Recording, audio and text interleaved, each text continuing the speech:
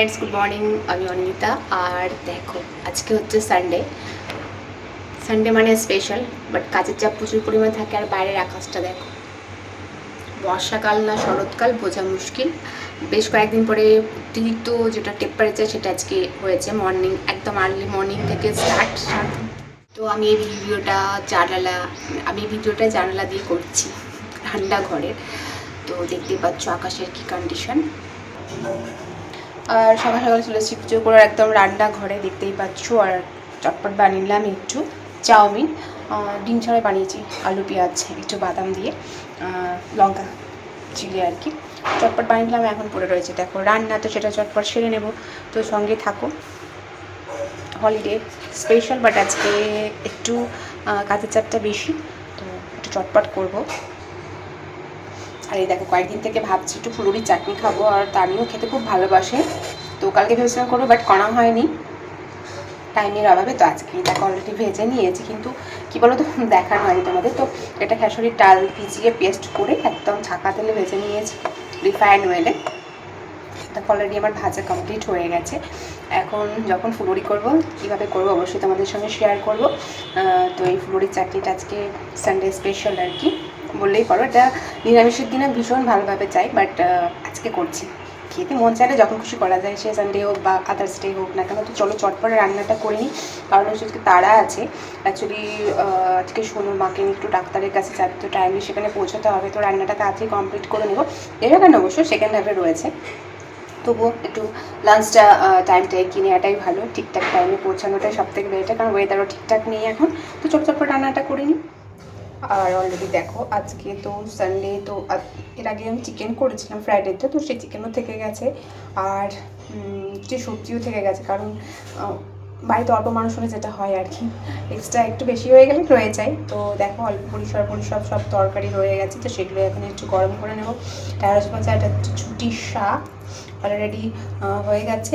আর এইখানে রয়েছে তোমার স্পেশালি, মানে আমাদের সবার ফেভারিট, আলু আর কাঁচকলা দিয়ে একটা সবজি। তো এটাও এক্সট্রা হয়ে গেছিলো, তো এটাও এখন একটু গরম করে নেবো চটপট করে। তারপরে কি মাছ আছে, ফুলুরি আছে, সেগুলো বাকিগুলো করে নেবো। আর এর আগের দিনে চিকেনও রয়ে গেছে, তো সব মিলেমিশে অনেকগুলোই সবজি হয়ে যাচ্ছে। অল্প অল্প মানুষের তো জানোই এখন খুব একটা আগের মতন কি, এখন মানুষ একটু নিজের পরিমাণটা বুঝে খায়। আর সবারই তো একটু করে বয়স বাড়ছে, তো তার সঙ্গে সঙ্গে খাওয়ার পরিমাণটা একটু কন্ট্রোল, সব কিছু একটা ব্যালেন্স রেখে সব কিছু করাটাই বেশি বেটার নিজের শরীর সুস্থ রাখতে গেলে। তো ওই আর কি, একটু ভেবেচিন্তে খাওয়াটাই ভালো। কথায় আছে, মানুষ খেয়ে মরে না, খেয়ে কিন্তু মরে না। তো চলো কথা না বাড়ি, চটপট রান্নাটা সেরে ফেলি। তো এই হচ্ছে সবজি, এখন বাকি রয়েছে সেগুলো বললাম তোমাদেরকে। তো দেখতেই পাচ্ছ কত বড় বড়, এই দেখো সাইজ দেখো, এক একটা লেবু। তো এই হচ্ছে আমার গাছ, আর এই হচ্ছে আমার গাছের লেবু। তো এগুলো দেওয়ার জন্যই পারলাম। এটা কি হবে, এটা থাক, এটা দিতে হবে না, ছোটো তো। এই দেখো, তো দুজনকে এটা দেবো, দিয়ে থুয়ে খাওয়ার আনন্দটায়, মানে দেওয়ার আনন্দটাই একটা মজার ব্যাপার। আর এই দেখতে পাচ্ছ এত বড় বড় লেবু হয়েছে না, এর আগে কিন্তু বড় হয়েছে, বাট এত বড় লেবু হয়নি। তো দেখো কি সুন্দর, এটা আমার বাবার সেই হাতের তৈরি করা গাছ, সেই গাছে এখন প্রচুর ফলন হচ্ছে। বাবা নেই, কিন্তু বাবার স্মৃতি এখনও আমার আঁকড়ে ধরে রয়েছি। আর যতদিন বেঁচে থাকবো ততদিন চেষ্টা করব। তো চলো এখন চটপট সেরে নিই, প্রচুর কাজ অলরেডি এখন করবো আমি। দেখতেই পাচ্ছ এই দেখো ফুলুরির চাটনি, তার জন্য দিয়ে দিয়েছি কড়াইয়ে গরম তেল, কড়াই দিয়ে দিয়েছি তেল। আর অ্যাকচুয়ালি একটু সর্ষের তেল দিয়েই করবো, অল্প পরিমাণেই দেবো, বেশি দেবো কারণ চাটনিতে অত বেশি তেল খুব একটা মনে হয় না প্রয়োজন হয় ফুলুরিতে, কারণ ফুলুরিটা এমনিতেই তেল দিয়ে ভাজা। তো প্রথমে আমি দেখো দিয়ে দেবো, আমি আমার মতন করছি। অ্যাকচুয়ালি এটা তেঁতুল দিয়ে করলে বেশি টেস্ট আছে, বাট আজকে তেঁতুলটা পাওয়া যায়নি। কাঁচা তেঁতুল দিয়ে করলে বেশি টেস্ট পাওয়া যায়, তো কাঁচা তেঁতুলটা আজকে পাওয়া যায়নি, বাজারে সেরকম শোনো ভেতরে যায়নি। তো যাই হোক, বাড়িতে তো লেবু রয়েছে, তো আমি লেবু দিয়ে সেটা করবো। আর এই দেখো তেল গরম হয়ে গেছে, আমি দিয়ে দিচ্ছি এটা গোটা জিরে ফোড়ন। দেখবে দিয়ে খুব ভালোই লাগে, গোটা জিরে ফোড়ন দিয়ে খারাপ লাগে না। আর দিলাম দুটো শুকনো লঙ্কা, একটু লাল করে ভেজে নেব।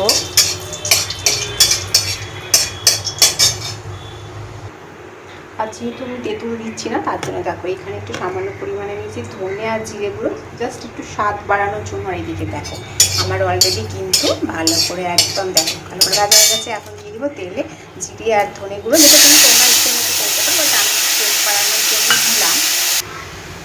এখন দিয়ে দেবো, দেখো নিয়ে নিয়েছি পরিমাণ মতো লবণ আর হলুদ। এটা এখন দিয়ে দেবো আমি মশলাটা। দেখো যেটা দিলাম কড়াই, সেটা আমি ভালো করে মানে কষিয়ে নিই। যেমন জিরে ধনে গুঁড়ো দিয়েছি, তার সঙ্গে পরিমাণ মতো লবণ আর হলুদ দিয়ে দিয়েছি, আর তোমাদের তো দেখালাম। তো এটা একটু ভালো করে একদম ভালো করে কষাই করে নিই মশলাটা, যেন একটা মশলার যেটা স্মেল সেটা যেন না বেরোয়। মশলা কষানো হয়ে গেছিলো, দিলাম দেখো পরিমাণ মতন জল, একটু ফুটে উঠুন, তারপরে পুরোগুলো ছেড়ে দেবো আমি এর মাঝে। দেখো অলরেডি জলটা ফুটে গেছে, আর ফুলুরিগুলো আমি এর মাঝে দিয়ে দেবো। তো দেখো নিয়ে নিয়েছি গাছের সেই বড় বড় দুটো লেবু। এই দুটো দিয়ে দেখবো, যদি না হয় টক তাহলে আবার একটা গাছ থেকে নিয়ে আসবো, টেস্ট করে দেখবো, তারপরেই দেবো।